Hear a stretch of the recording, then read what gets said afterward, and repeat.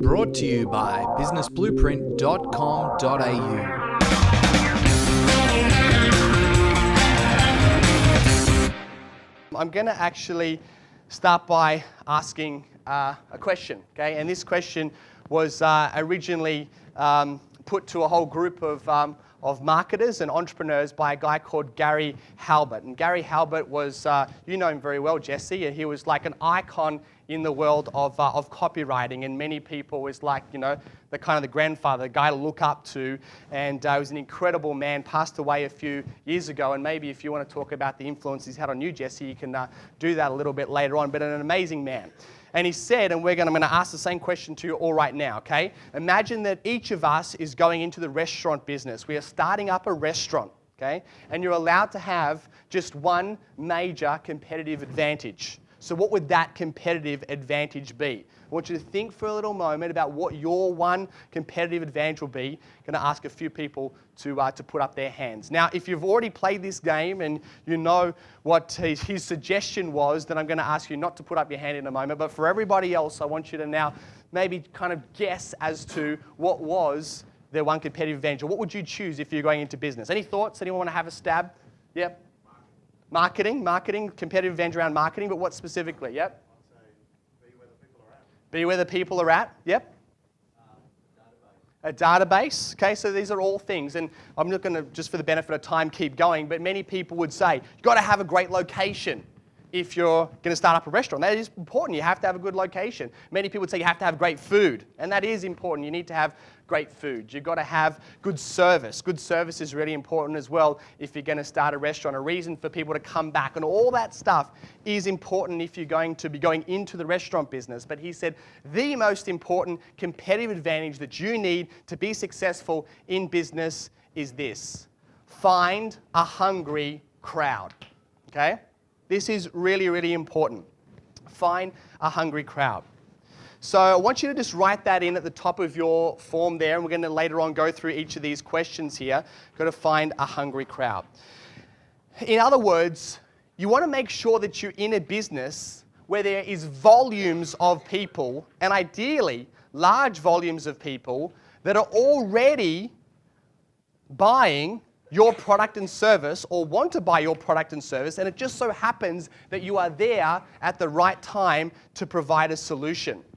Because I think the way a lot of people go into business is kind of wrong. And what they do is they come up with this idea about what people need. People really need this. And many people even say there's this massive gap in the market. Nobody's actually doing this. And people need this product and service, whatever that is. And I have those conversations with a lot of people, and they've got this one idea that everybody needs. So just remember this saying. You might want to even write it down. And that is this: that if you try to sell people what they need, you'll almost always fail. If you find out what people want and give it to them, you'll almost always succeed. Okay? So if you try to sell people something that you think that they need, you'll almost always fail. If you find out what people want and give it to them, you'll almost always succeed. And it's really, really hard because some people are so kind of passionate about what they actually do. And like, people need this, and they even go another step further and say that everybody needs this. Okay? Well, let me first of all say that if your market is everybody, you're going to fail, okay? Because you can't sell to everybody. It's impossible to market to everybody. You've got to market to segments if you're going to get traction, or unless you've got like a multi-billion-dollar, advertising budget like McDonald's, then you can market to everybody. Otherwise, it's expensive to market to everybody. But it's cheaper to market to segments within the market, okay?